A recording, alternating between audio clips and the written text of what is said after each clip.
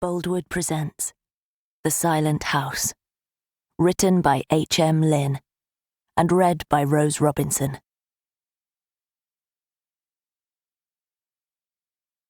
Chapter 1. Imogen, I know I've already taken up a lot of your time with questions today, but I wondered if you might have time for just a couple more. No, I want to say. No, I don't. This whole thing is tedious and dry, and I hate it. The only reason you've had any of my time is because my agent, Orla, insisted, and she's a good friend, and the reason I make so much money. If I had my way, I'd never speak to any of you. Ever. Speaking to you distracts from my painting, my art, my life. So no, I don't have time for a couple more questions. That's what I want to say. And it's not just because I hate talking to journalists or critics or whatever this one claims to be. Today is manic. Today, Patrick and I are packing up our belongings and moving to the middle of nowhere, and I don't use that expression lightly. The house is called Cedarwood Cottage, but the small cluster of houses it's part of is so insignificant it isn't even considered a village. No bus stop. No quaint little green. No old phone box converted into a book exchange the way so many have been recently. Our address mentions the road name and the nearest town, which is 4 miles away. That's how in the middle of nowhere we are. If that won't give me the inspiration to create some incredible paintings, I don't know what will. Imogen? Would that be okay? Do you have a couple of minutes to keep talking? The voice at the end of the phone brings me back to the moment. Yes, I say in reflex, though it was absolutely not the answer I wanted to give. Fantastic, she continues. Now, Imogen, I'm sure you won't mind me saying, but you're known for being an incredibly private person. I'm sure I'm not that private, I say sharply. I wouldn't be doing this interview if I was. She lets out a strained laugh. Well, let's be honest, so far we've only talked about your past exhibition and your upcoming work and your exciting change in style. Sorry, but I assumed that was what your readers would want to know about, being that you're an art publication. I don't mean to be so snappy. It's not what I'm like in real life at all, but these things set me on edge.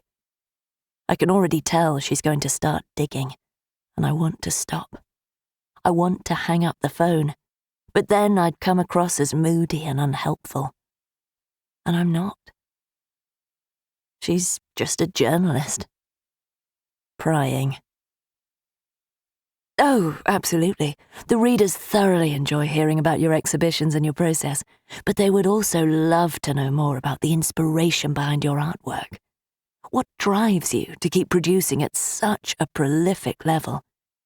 What's caused this shift away from the introspective darkness of all your previous work to something far more uplifting and mainstream?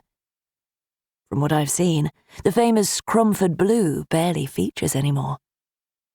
Is there a personal reason you shifted away from those tones?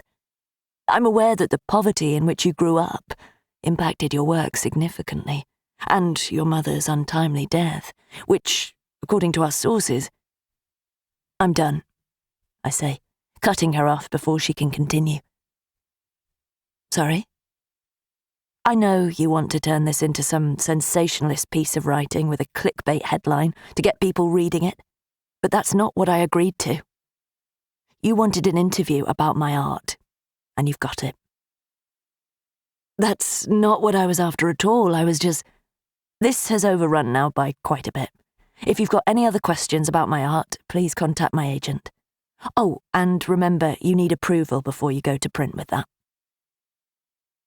I hang up before letting out a sigh that transforms into a groan before it's done. Orla is going to be pissed at me. I know she is. She'll give me a long lecture about how the marketing is just as important as the art and how there's a good chance that magazine won't want to work with me again. But we both know that's not true. One thing about being notoriously private, the journalist's words, not mine, is that they'll grapple for every piece of me they can get. And I don't give it to them. "Everything all right?" Patrick says from the driver's seat. It sounded like things were getting a bit prickly there. As I turn to look at him, tension flickers along my jawline. "Just because I'm pissed off at some random journalist," I say, "doesn't mean I'm not still pissed off at you too." He drops his chin slightly and bites down on his bottom lip. It's an expression that makes him look so much younger. Patrick is in his late 40s and 16 years my senior, though he very rarely acts it. Normally, it's moments like this when his youthful side creeps out, even if it is a guilty pout, that I soften towards him. But I'm struggling today. I'm just too mad at him. As I turn back and stare out of the window, I try to make myself see reason. Maybe I should have expected it.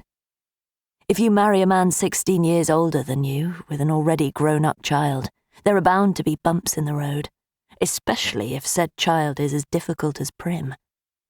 She'd already pegged me as the evil stepmother/gold digger before she'd even met me, and though I've tried my hardest to show her that's not who I am, progress has been slow going. Moving away from London was meant to be a fresh start for us. A chance for us to get out of the shadows of his ex-wife and the hold his daughter has on him. But I can see that it's never going to happen. Not now he's gone and done this. Chapter 2. Patrick takes his hand off the gear stick and rests it on my knee. I know he wants me to turn and look at him, but I can't. I'm doing everything I can to stay calm about the situation, to act like it's no big deal. But it is. Not to him, I get that. But to me, it's changed things. Not between Patrick and me, but about our new home together. "Imogen, I never would have done this if I'd known how much it was going to upset you," he says. His eyes continually glance from the road to me, hoping I'll make eye contact with him. "You know I wouldn't have done that. I'd never do anything to upset you, not ever. But especially not now. Not with everything going on. I thought I was doing something kind, building bridges. You get that, don't you?" I don't want to reply. I want to stay mad at him. But today isn't the day for me to be angry with my husband, and not just because we are moving into our forever home. 10 days ago, I had 2 viable embryos implanted in my uterus. 2 balls of cells with the potential of growing into so much more. The potential of becoming mine and Patrick's children. In less than a week, I'll be able to do a pregnancy test and see whether they have implanted. But until then, all I can do is hope. Hope and stay positive. Unfortunately, the news that Patrick has given Prim a spare key to my new home is making that hard to do. My heel bounces up and down just above the footwell. A sign of frustration or just pent-up energy? Both, probably. I should have anticipated this before the removal men came and collected all our boxes. My bike is in the back of their lorry, so I couldn't have used that, but I should have gone for a run. I get fidgety if I don't move enough, and I can feel the antsy twitchiness creeping in. Not that I don't have a reason to feel antsy. Knowing that Prim has a way into our house, regardless of whether I want her there, is more than enough to make me feel nervous. Finally, I let out an exasperated sigh. "I don't know why you didn't ask me about it first," I say. "Why didn't you at least check I was okay with it?"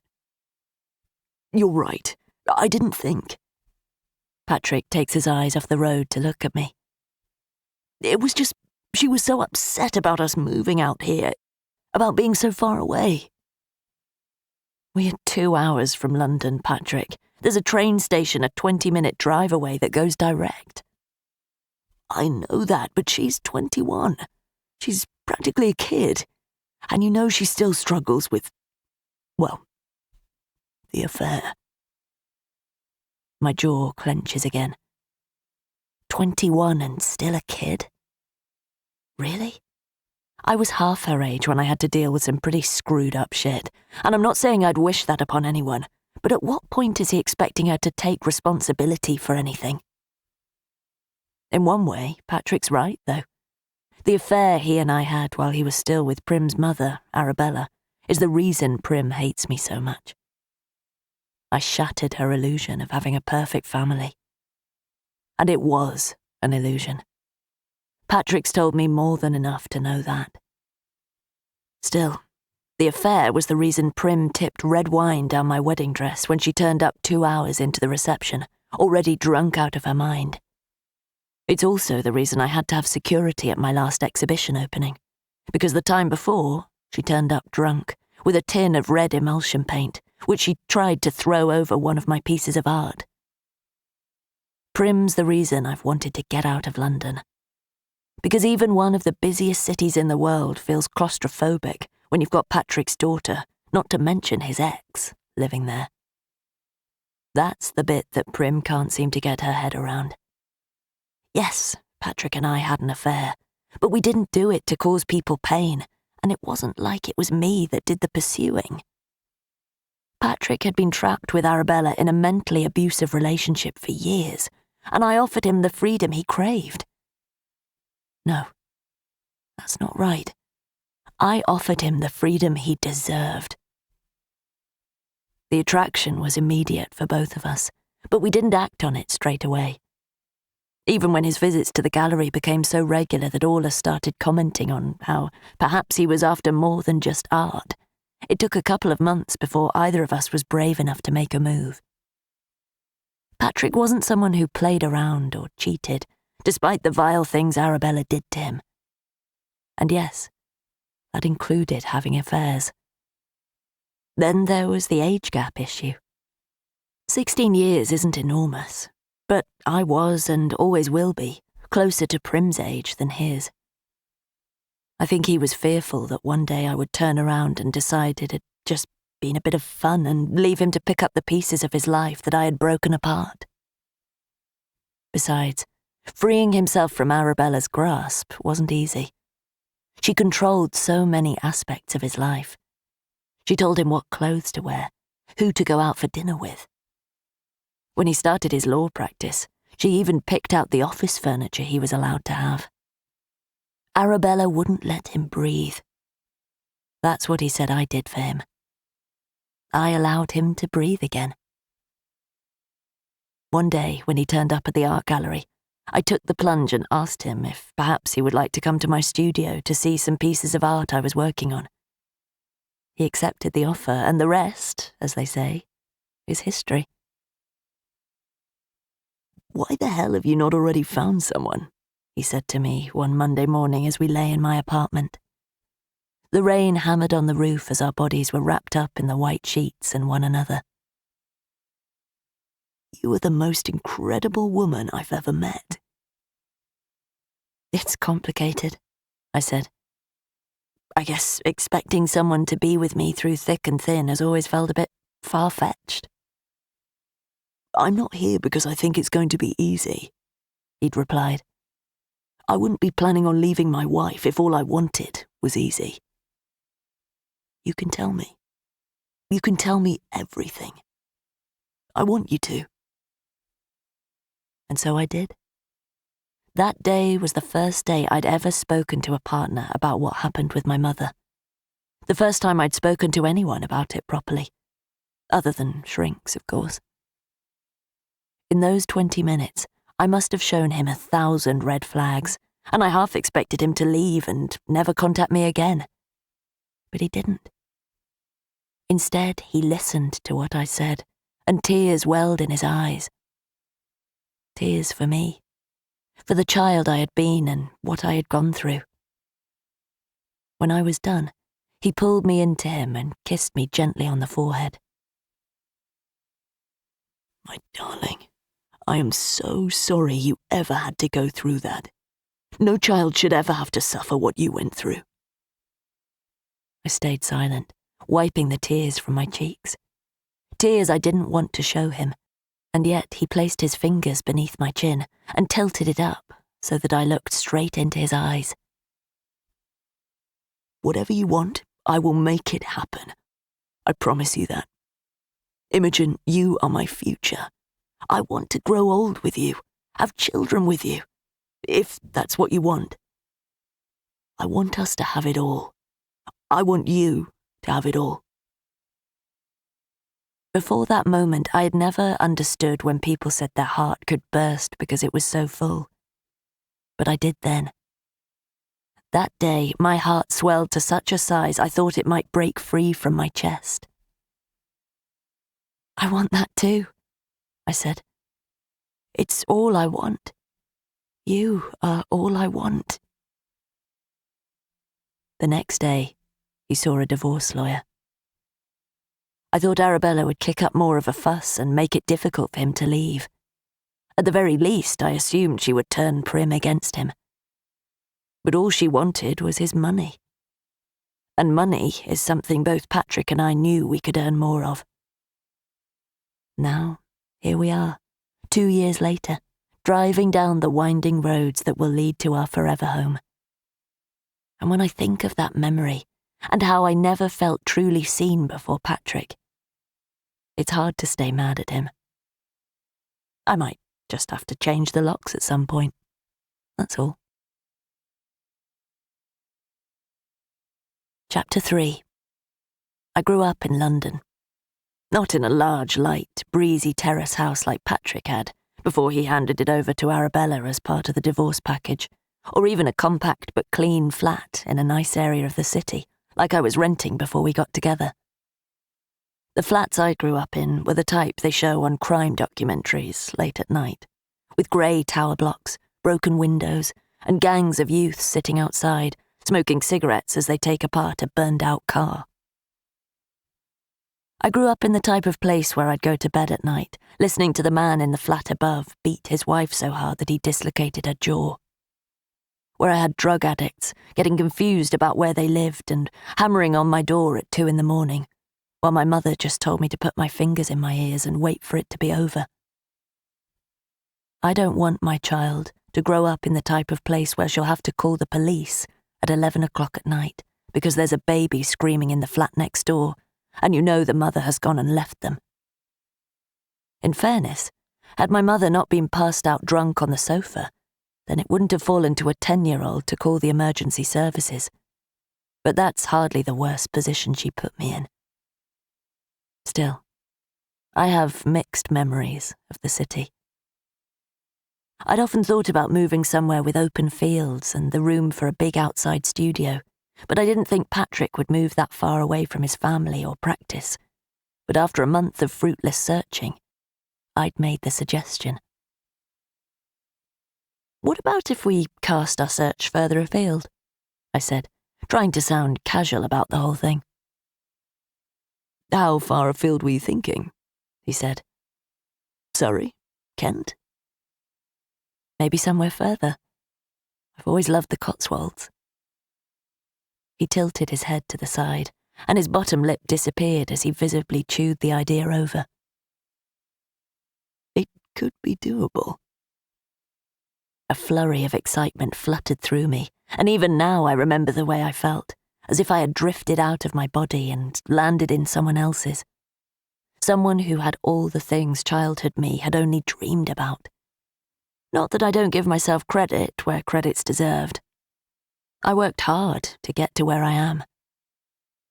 Naturally, there were logistics that came with such a move.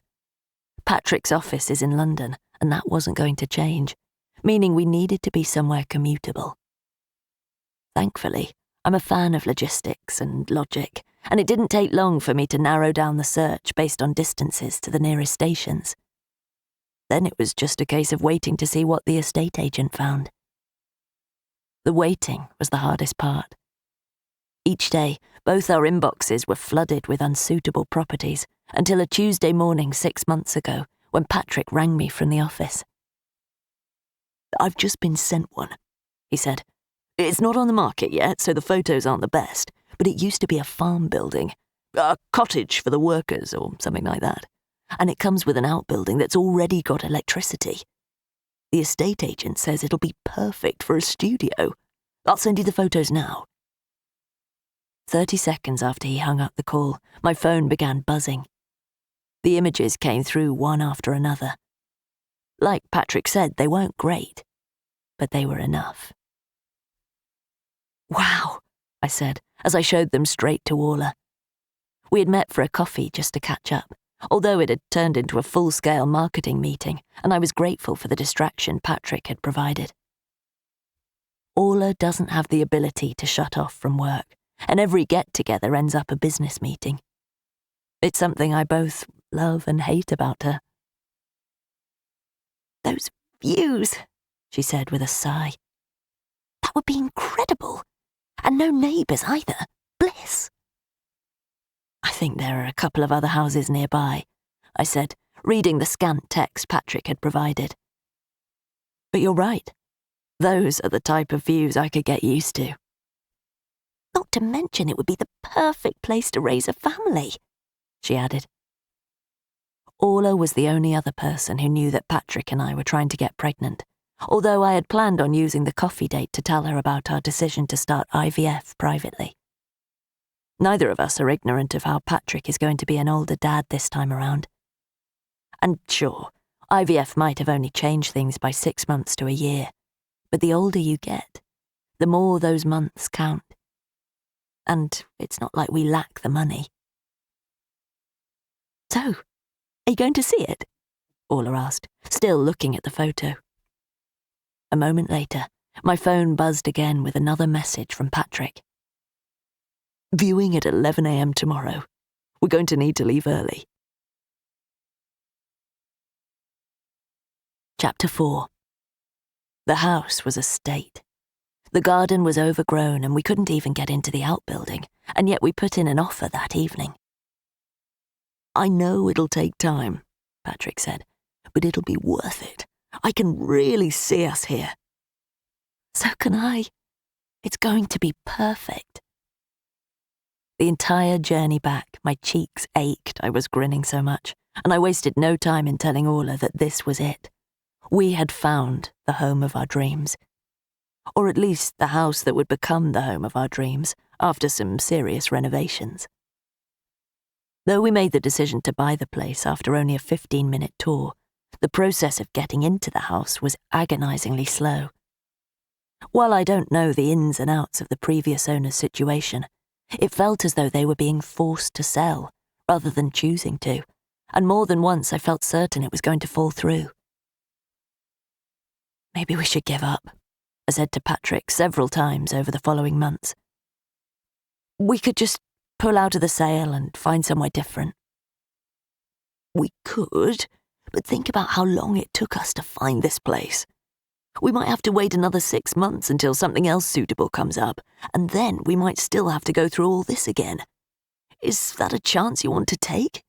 Especially when it could all be completed any day now. It was a logical response, and I'm almost always swayed by logic. Besides, the house had so many things we were after. It's in the middle of nowhere, but not entirely isolated. It has far-reaching countryside views, but is only 20 minutes from the station with a direct train to London. And it has the potential to improve and extend the way I've always dreamed about. No, it wasn't perfect in many ways. And yet it was perfect in every way. Which is why we waited. You're not going to be mad at me all day, are you? Patrick says, dragging me back to the moment. I'd hate to think that on the first day in our new home you're cross with me. Once again, his eyes are off the road to look at me, and there's genuine worry creasing his forehead. It doesn't matter whether or not I want to be mad at him. Nothing is worse to me than seeing Patrick think he's screwed up. Arabella made him feel like that with almost every decision he made for the last 2 decades. When I accepted his proposal, I promised myself I would never become that sort of spouse. The type who would punish their other half emotionally when things didn't go their way. Of course, this situation is a little more complicated than that, but I can see that right now, Patrick needs my assurance. He needs to know that I'm not going to flip out on him the way Arabella always used to. You know I can never stay mad at you, I say, and I know you didn't do it to deliberately hurt me. I really didn't, he says, as a wash of relief floods his face. Then all is forgiven. But can you please send a message to Prim telling her she needs to text before she visits, that she can't just turn up whenever she wants? I will do that as soon as we get there. His relief turns into a smile, which flickers on his lips. Which, according to the sat-nav, is only 6 minutes away. Are you ready for this? I've been ready for months. My stomach is fluttering with butterflies, and I find myself thinking that this must be what it's like for a child at Christmas. The anticipation, the excitement, the knowledge that unimaginable delights are waiting for them around the corner. I never had that myself, but I'm going to revel in the feeling now, and I'm going to make sure my child gets to feel it too. As Patrick carries on driving, I look out the window at the myriad of colours, trying to spot any familiar landmarks, though it's tricky when it's all trees and fields. One thing is definite, though. Summer is well and truly over. It looks different now, don't you think? Patrick says, echoing my thoughts. Yes, I think I might like it even more than before. When we first visited, the countryside was bursting with life. Trees were laden with blossoms, while wildflowers crowded the verges. Now there is very little green in sight. The leaves have shed the trees in droves, displaying the spindly, brittle branches beneath, and the fields are tones of yellow and ochre.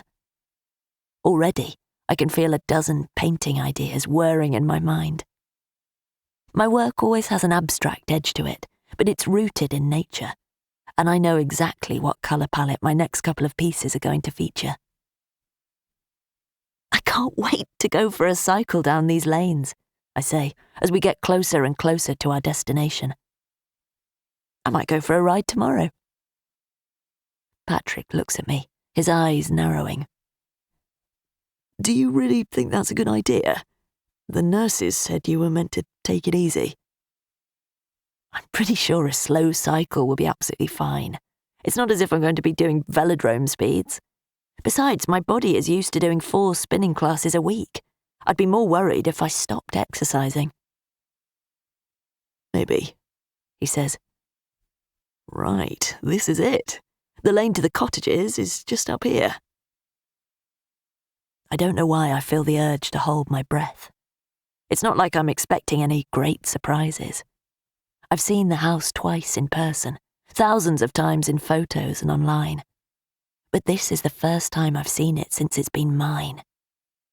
My home. There it is, Patrick says. Just up there.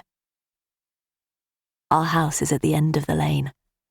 First, we pass a pair of small, semi-detached cottages, one of which has a light on in it. Those 2 cottages make up the entirety of our neighbours. It's insane, particularly when I think about how there were 4 other flats on the same floor as mine in my childhood home. The estate agent didn't have much information on the owners of the cottages, apart from how they keep themselves to themselves. But who knows? Maybe we'll strike up some sort of friendship over time. If we don't, it's not like we're living on top of each other. There's at least 50 feet between the nearest one and ours. Are you all right to open the gate? Patrick says. When we get the tip to empty the junk from the studio, we'll put the gate in it too. Why on earth someone would feel they needed something like this all the way out here is a mystery to me. The gate is definitely a strange addition. The 5 pieces of wood look like they're only being held in place by a few nails, and it's completely superfluous given the large gap beside it that anyone could walk straight through. Still, we need it open for the car and removal lorry. Yet, as I unclip my belt, Patrick's hand lands on mine. Maybe I should do it, he says. You know, in case you are pregnant. I'm about to laugh at the comment when I realise he's serious. Patrick, I can open a gate. Don't worry. With a slight chuckle still lingering on my lips, I lean forward and kiss him on the cheek before unclipping my belt and climbing out of the car. Outside, I shake my head and free the laugh from my lungs. The gate has to weigh less than some of the big canvases or paint tins I work with, and there's no way I'm going to let him stop me from carrying those. Although I think maybe we're going to have to set some ground rules about what I am and am not going to do if I find out the IVF has worked. Otherwise, Patrick is going to have me on bed rest from the day that test shows positive. I'm still imagining how much he's going to want to mollycoddle me when I reach the gate. Though as I go to put my hands to the top bar, I freeze. There's something hanging on the fence post. Something I couldn't see from the car, and even though I'm standing right beside it, for a second I can't make out what it is. What the hell? As the words leave my mouth, the reality of what I'm staring at hits. My stomach somersaults as a wave of nausea washes over me. Chapter 5. Normally my trigger is blood. Either the sight or the smell, if it's strong enough. One deep inhale or glance at a fresh streak of red, and my temperature soars. I go from feeling perfectly okay to so hot it's like my skin's going to melt. Beads of sweat pour down my face, but the heat is always temporary. A heartbeat later, I feel as though I'd been plunged into icy water. The sweating continues as my chest tightens, though tighten feels like a casual word for what happens to me. It's like my ribs are being crushed, as though ropes are tied around me, and with each inhale, they are pulled with such force it shatters my bones and causes the shards to pierce my lungs. That's how it used to be anyway. How it used to start. While my shattered ribcage stole the air from my lungs, my throat narrowed so that I could barely wheeze, and that was when the dizziness started. Sometimes I'd catch myself before I passed out completely, but not always. Once, in an art class, a fellow student had a nosebleed. As a flash of heat burned through my body, I knew exactly what was to come. I tried to ready myself for it, to lower myself onto the ground away from everyone else, but I didn't have time. It was so sudden. When I passed out, I collapsed onto my easel, which fell onto another student's, wrecking not only my project, but also the one they had been working on for the last month. That's when I knew I had to do more. I had to sever myself from those memories. But that's something easier said than done. Closing my eyes, I draw a lungful of air in through my nose and begin tapping a spot on my eyebrow. This is not the same, I say as I exhale with a blow. You are safe here. You are safe. I move the location of my tapping around. This is life. Things live and things die, but you are safe. You are safe. I focus on the breaths, the tapping, the words, anything but what I saw. I don't know how long I stand here, but as my fingers tap at my collarbone, I realise I'm still standing. There's no sweat trickling down my spine, no wheezing as I struggle to remain upright. I'm okay. Imogen, what is it? I open my eyes to find Patrick standing beside me. What happened? Is it the pregnancy? Are you okay? I shake my head before gesturing towards the gatepost. That's when he sees them too. Oh. Why would someone do that? I say. A pair of dead birds hang from our gate. Their necks are tied with bright orange string, but it's their eyes that haunt me. White, opaque spheres gaze out without a hint of life, and yet it's like they're looking everywhere and nowhere at once. as if death has given them that ability. What kind of sick person does this? I think they're pheasants, Patrick says. I don't care what kind of bird they are, someone did this deliberately. I look around me. This is not the type of place that you would drive through accidentally. It was hard enough for us to find, even though we knew where it was. No, this is a threat. I can feel it. Please, Patrick, can you move them off there? I just want them gone. Now. He nods. Of course. I'm not the kind of person who thinks men should do all the manual jobs in a home. In fact, I'd rather do things myself, whether that's building a cabinet or changing the oil in my car. At least that way I know it's done properly. But dead animals, that's something I can't handle. Though it's not exactly Patrick's forte either. He's a 48-year-old lawyer who's lived his entire life in London. The closest he comes to raw meat is when he orders steak tartare, which he never does when he's with me. I've been a strict vegetarian since I was 14, and seeing something like this reminds me why. Patrick grimaces slightly as he reaches out and lifts the birds by the string around their necks. As he moves them, I force myself to take another look. He's right. They are pheasants, judging by the colour. A male and a female. But why the hell would someone do this? What do you think I should do with them? Patrick asks. Can I just put them in the bin? I don't know. Throw them in the hedge, maybe, I say. But as he moves, I change my mind. Actually, we might get rats and things if we just put them in the hedge. Maybe the bin is a better idea. I move towards the gap by the gate, ready to open the bin for Patrick so he can dump the birds as quickly as possible. But as I step to the side, someone speaks. So, I see you found my gift then. Was worried you weren't going to get here today. I almost took them back. Chapter 6.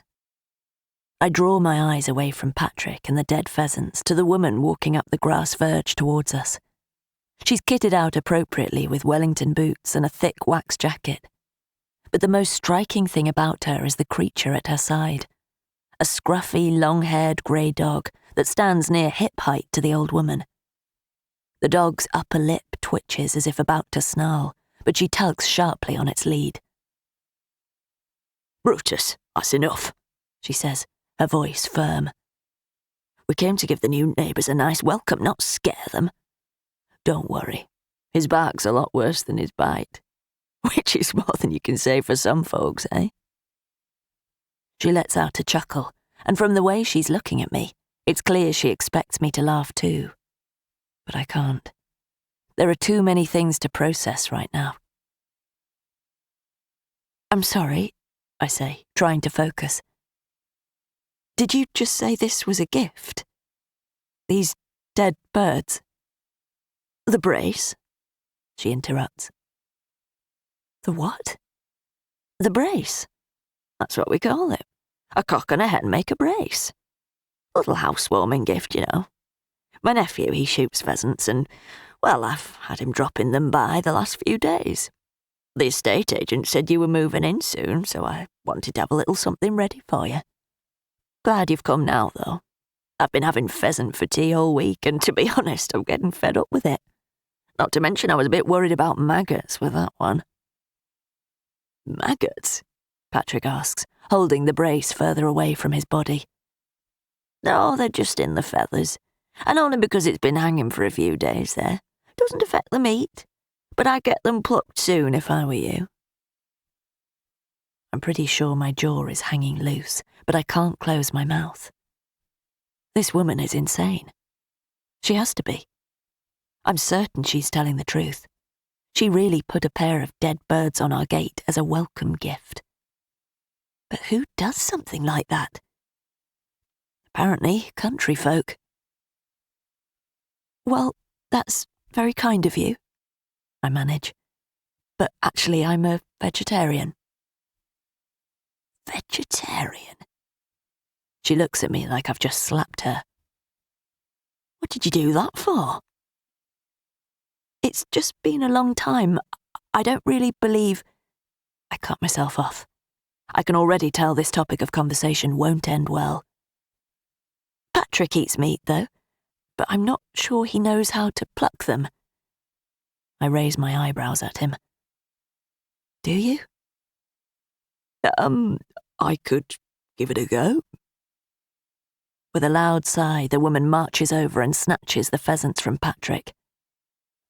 Guess it's over to me again, then. Stew all right with you? She asks. Pheasant stew? I've got a few good potatoes from the garden and a couple of herbs. I was going to roast it tonight if you hadn't shown up, but stew's probably best. Then you can take some home. We wouldn't want to impose, Patrick says, and from his tone I can tell he's telling the woman that we have no desire whatsoever to go to hers for pheasant stew, but either she doesn't hear that or she just doesn't care. Right, well, I assume you got the removal men coming now? Yes, I say, eager to escape the situation. Any minute now, actually. We need to get inside and figure out where they're putting everything. Well, you need time to sort yourselves out, get cleaned up. Should we say 7? 7? For the pheasant stew. For him, not you, obviously. I'll do a jacket potato for you. And the cottage on the left, she says, gesturing down the lane. The one with the blue door. So, does 7 work? I don't want to spend our first night in our new home at this bizarre woman's house, especially not with that dog eyeing me like a chew toy. I rack my brain for an excuse, but before I can, she's speaking again. You're not going to turn down your first invitation, are you? She says in a way that makes my skin prickle slightly, though it's Patrick she's looking at as she speaks. I'm sure he's about to explain to her, a little more firmly perhaps, that heading out on our first night is not something we plan on doing. Finally, he speaks up. 7 sounds good, he says. I feel my jaw drop, but I can't say anything. The woman's mouth curls, and it's the closest thing to a smile I've seen on her so far. Good. No need to bring any drink, I've got plenty. You do drink, don't you? She throws me a knowing look. I swallow the lump in my throat. Normally, yes, but not when there's a good chance I might be pregnant. But that's not something I want to explain out here on the road to my bizarre new neighbour. So instead, I just smile tightly. Good, she says with finality, before turning around and walking back to her house.